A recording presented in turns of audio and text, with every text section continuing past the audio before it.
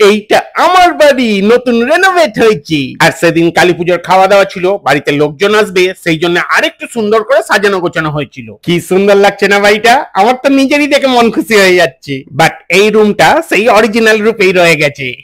দেখো, সারা বাড়ি ঘোরা হয়ে গেল, সাধু এখনো তার গাছ চেটেই যাচ্ছে। চলো দেখে আসি ডেকোরেটরস এর কাজ কত দূর আর রান্না বান্না কত দূর হলো। একদম জোর কদমে প্রিপারেশন চলছে। ও মা, চিকেন কষা আর ফ্রাইড রাইস তো দেখি রেডি। আমাদের এই অনুষ্ঠানে মেনু একদম ফিক্স। এনাকে চিনতে পারছো? ইনি তিনি যিনি মাংস দিয়ে চাটনি দিয়ে খান।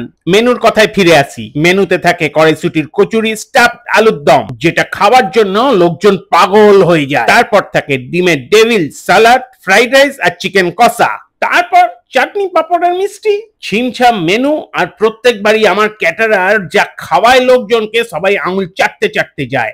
এই না প্লিজ, আমি আর নেমন্তন্ন করে খাওয়াতে পারবো না, অনেক খরচা হয় জানো তো।